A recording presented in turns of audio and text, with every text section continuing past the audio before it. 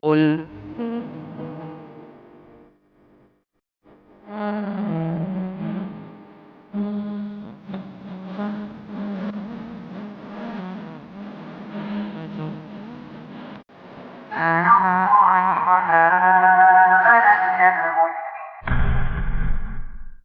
Bismillahirrahmanirrahim. Assalamualaikum warahmatullahi wabarakatuh.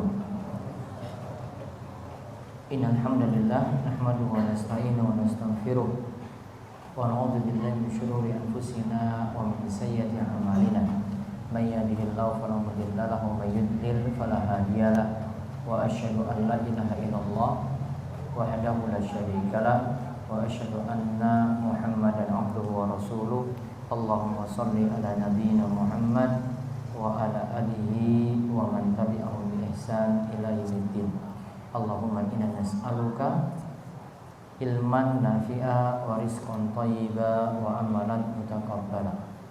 Baik, ikhwani fiddin wa akhwati fillah, Bapak, Ibu, para jemaah sekalian yang semoga senantiasa dirahmati dan diberkahi Allah Subhanahu wa taala.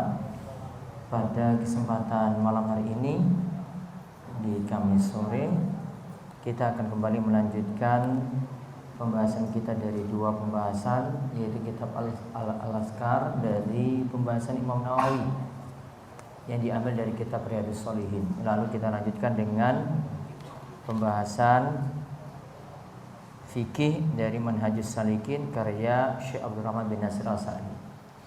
Baik, kita lihat kali ini masih seputar zikir tentang bacaan yang jadi tanaman di surga.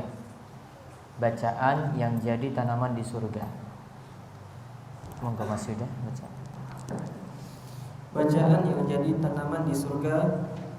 Wa an Jabirin radhiyallahu anhu anin Nabi sallallahu alaihi wasallam qala man qala subhanallahi wa bihamdihi ghurisat lahu nakhlatun fil jannah.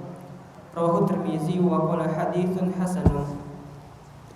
Diriwayatkan dari Jabir radhiyallahu anhu, Nabi sallallahu alaihi wasallam bersabda, barang siapa yang mengucapkan subhanallah wa bihamdih, maha suci Allah dan dengan memujinya, maka ditanamkan untuknya satu pohon kurma di surga. Taib. Wa an Jabir radhiyallahu anhu, hadis nomor 1439.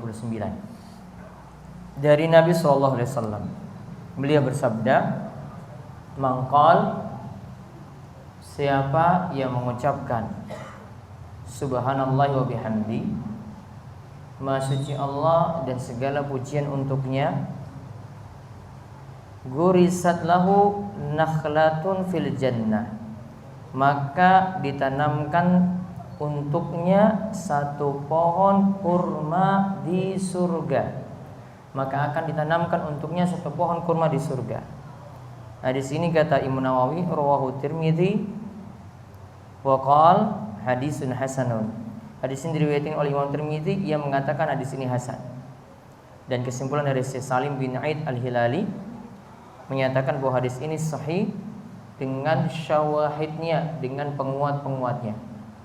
Kemudian hadis 1440, Wa 'an Ibni Mas'ud radhiyallahu anhu qala Rasulullah sallallahu alaihi wasallam laqitu Ibrahim lailata usriya bi faqala ya Muhammad aqri' ummataka minni salam wa akhbirhum anna al-jannata tayyibatut turbati azbatul ma'i wa annaha qi'anun wa anna ghirasaha subhanallahi walhamdulillah wa la ilaha illallah wallahu akbar.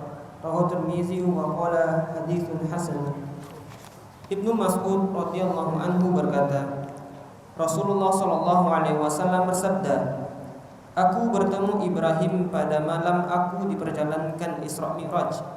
Ibrahim berkata, wahai Muhammad, bacakan salam dariku untuk umatmu dan kabarkan kepada mereka bahwa surga itu tanahnya harum, airnya segar, tanahnya luas atau lapang, dan tanamannya adalah subhanallah walhamdulillah wa la ilaha illallah wallahu akbar. Maha suci Allah, segala puji bagi Allah, tidak ada ilah yang berhak disembah kecuali Allah, dan Allah Maha besar. Hadis riwayat Tirmizi. Hadis ini hasan. Taib. Hadis 1440 dari Ibnu Mas'ud radhiyallahu anhu, ia berkata bahwasanya Rasulullah SAW itu bersabda, "Laqitu Ibrahim, aku pernah bertemu dengan Nabi Ibrahim pada malam Usriyabi, ketika aku itu diangkat, yaitu ketika peristiwa Isra Mi'raj." Faqal, maka ketika itu Nabi Ibrahim mengatakan, "Ya Muhammad, wahai Muhammad, akri ummataka minnis salam." Bacakan salam dariku untuk umatmu. Artinya sampaikan salam dariku untuk umatmu. Kemudian, dan kabarkanlah wa akhbirhum annal jannata thayyibatut turbah. Dan sampaikan kepada mereka bahwasanya di surga itu tanahnya itu harum. Lalu athbatul ma, airnya juga segar. Lalu wa annaha ki'anun wa anna girasaha, dan di surga itu juga punya tanah yang luas dan tanamannya.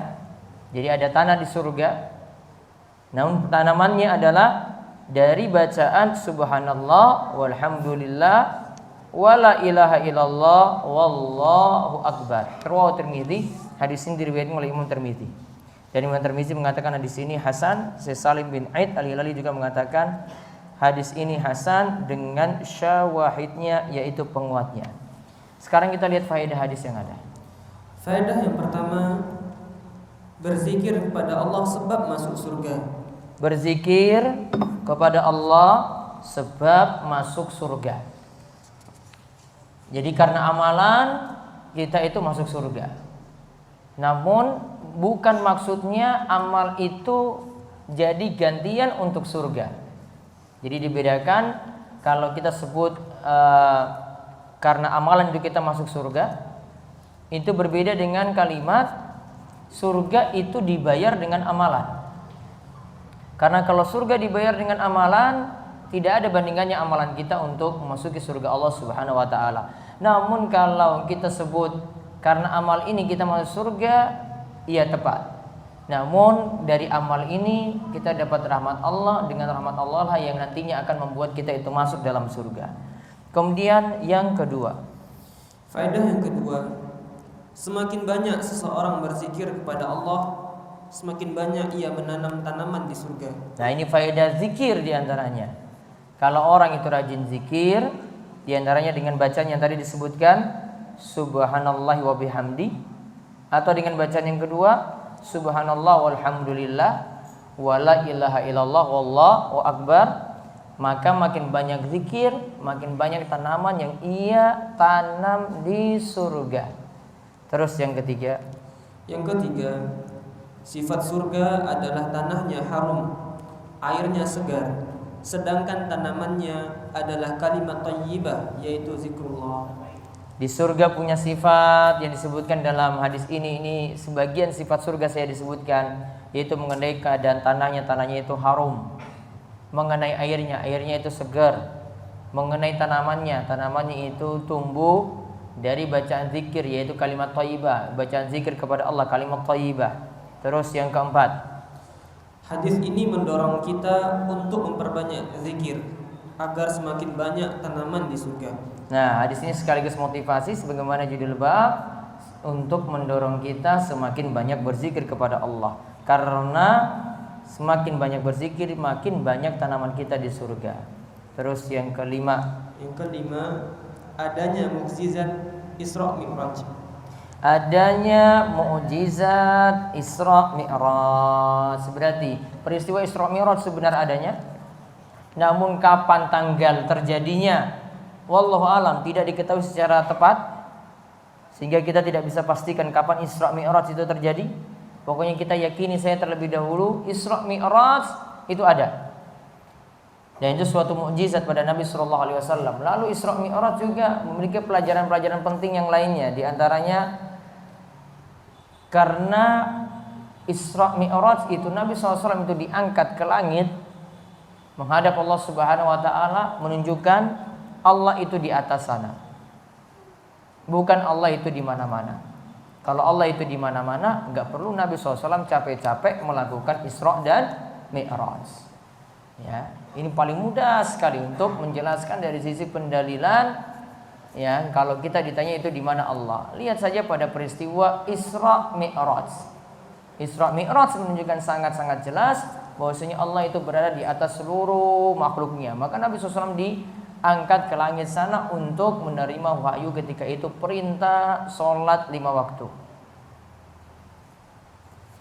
Dan kalau secara fitrah juga kita berdoa pun juga kita pun berdoa mengangkat tangan kita itu menghadap ke atas sana. Dan dari sisi perkataan kita juga kalau mengatakan sudahlah rizkimu sudah diatur oleh yang di atas sana. Bukan dia katakan sudahlah rizkimu sudah diatur oleh yang di mana-mana. Ada enggak kalimat kayak gitu? Enggak ada. Sudahlah jodohmu sudah diatur oleh yang di atas sana. Ya kan? Enggak mungkin dia jawab ya, sudahlah jodohmu diatur oleh yang ada di mana-mana. Secara fitrah dia kalimatnya aja dia buat seperti itu. Ya, dan ini ingat prinsip akidah Ahlussunnah wal Jamaah demikian. Kecuali yang menyimpang dari sini, dari kalangan Asy'ariyah, dari kalangan Jahmiyah, Mu'tazilah dan yang lainnya yang menolak sifat-sifat Allah seperti tadi. Kemudian pelajaran yang lainnya lagi tentang masalah mukjizat. Mukjizat ini adalah kekhususan spesial yang diberikan kepada para nabi, termasuk nabi kita Muhammad SAW. Nanti dibedakan dengan karomah. Kalau karomah itu diberikan kepada wali Allah. Namun kalau mukjizat ini untuk jadi pendukung bahwasanya Nabi SAW dan juga para nabi yang lainnya itu dikuatkan ketika berhujjah di hadapan orang musyrik. Ini loh nabi ini buktinya seperti ini. Sedangkan kalau untuk karomah untuk menguatkan pribadi dari wali-wali Allah tadi, di mana wali Allah itu punya sifat alladzina amanu wa kanu yattaqun. Mereka itu adalah orang yang beriman dan bertakwa kepada Allah Subhanahu wa taala. Maka adanya karomah tadi, mukjizat, ini kejadian-kejadian yang luar biasa yang di luar dari manusia normal itu lakukan. Ini semua untuk menguatkan iman. Nah, dari sini kita dapat pahami bahwasanya ada yang disebut mukjizat, ada karomah, ada juga ilmu-ilmu sakti atau ilmu sihir. Ini berbeda. Kalau mukjizat, karomah tidak perlu pakai belajar. Kalau sihir bagaimana? Perlu enggak orang belajar itu? Perlu. Kalau enggak dia melakukan ritual-ritual dulu. Ritual-ritual dulu yang dipenuhi baru sihirnya datang. Ya, dia bisa terbang, bisa menghilang, bisa sholat besok di Mekah misalnya. Ya, bisa lakukan seperti itu. Ada dulu. Dia makin gila, makin mudah sihirnya itu datang. Kalau bilang gila itu belum. Ya, tunggu dia lakukan sesuatu yang nggak normal dulu lah. Itu baru nanti mukjizat, baru nanti itu sihir itu datang. Nah, sedangkan mukjizat dan karomah tadi ini datang dari orang yang beriman dan bertakwa. Berbeda dengan ilmu sihir tadi, berbeda dengan ilmu-ilmu sakti tadi. Ya, maka jangan tertipu dengan banyak nonton film-film laga, sinetron-sinetron laga yang ada di TV. Mukul orang dari jauh dengan ilmu hitamnya. Wah, sudah terlempar dari jauh. Terbang tinggi-tinggi, ya. Kemudian bisa menghilang dengan cepat. Ciri-cirinya wali Allah atau bukan? Ya. Dilihat dari sifatnya tadi. Kalau disebut alladzina amanu wa kanu yattaqun, ini adalah sifat dari wali Allah, maka syaratnya itu. Maka syaratnya lihat dari keimanannya seperti apa, lihat dari ketakwaannya juga seperti apa. Kalau tidak beriman, tidak bertakwa, maka cuma satu kemungkinan saja, dia bukan wali Allah, namun wali setan. Ya, cuma satu kemungkinan saja. Makanya Syekhul Islam Ibnu Taimiyah punya kitab tersendiri untuk membedakan siapakah wali Allah dan wali setan. Beliau jelaskan panjang lebar dalam kitabnya Al-Furqan. Ya, di dalam kitabnya Al-Furqan, ini tidak terlalu panjang sebenarnya kitab ini, namun situ membahas panjang lebar siapakah wali Allah baina auliya'ir rahmani wa auliya'is syaitan. Siapakah wali Allah, wali ar-Rahman, dan siapakah wali syaitan. Terus yang keenam. Yang keenam, keutamaan umat Islam sampai Nabi Ibrahim pun menyampaikan salam untuk umat ini. Nah, keutamaan umat Islam, umatnya Nabi Muhammad sampai dapat salam juga dari Nabi Ibrahim. Kemudian ini juga menunjukkan dibolehkan nitip salam atau menyampaikan salam pada orang lain yang tidak ada di hadapan kita. Saya nitip salamnya sama dia ya, sampaikan salam saya ya, boleh. Ya, nantinya salam itu nanti dibalas. Seperti pernah juga Aisyah itu mendapatkan salam juga dari Jibril lewat Nabi SAW. Ya, ini menunjukkan bahwasanya dibolehkan untuk nitip salam seperti tadi. Tinggal nanti dijawab salam tersebut. Kalau yang nitip itu misalnya yang laki-laki, sampaikan lewat yang laki-laki, sampaikan kepada kita, maka nanti jawabannya kita ucapkan dulu pada yang mengucapkan salam pada kita, wa alaika wa alaihis salam. Wa alaika wa alaihis salam. Ya, jadi nanti ini masalah mencocokkan dhamir atau kata ganti. Kalau gak kenal dhamir ya agak-agak sulit ini. Ya, gak kenal dhamir atau kata ganti dalam bahasa Arab agak sulit dia ganti-ganti kata yang di belakangnya. Ini siapa yang mengucapkan? Ya, ini dari orang ketiganya siapa? Orang kedua di hadapan saya itu siapa? Nah, itu nanti tinggal dhamir itu yang nanti diganti. Inilah juga diantara alasannya kenapa mesti ya sedikit-sedikit lah belajar bahasa Arab.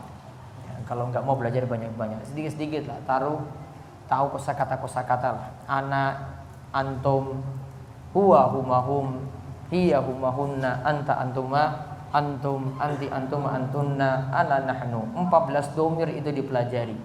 Itu syukur-syukur alhamdulillah. Sudah bisa panggil teman dengan anta mau kemana? Alhamdulillah sudah bisa itu. Ya. Anta mau kemana? Oh ya, ana mau ke ini. Masya Allah itu sudah bisa sekali. Ya. Untuk mempraktekkan tadi kosakata. Tinggal ditambah-tambah lagi nanti. Tambah lagi dengan fiil, kata kerja dan seterusnya. Demikian kita cukupkan, mudah-mudahan bermanfaat. Mudah-mudahan Allah memberikan kita taufik dan hidayah dan senantiasa diberikan keistiqomahan, dan mudah-mudahan yang kita raih pada hari ini bermanfaat bagi kita sekalian. Kita tutup dengan doa kafaratul majelis. Subhanakallahumma bihamdik, asyhadu alla ilaha illa anta, astaghfiruka wa atubu ilaik. Assalamualaikum warahmatullahi wabarakatuh.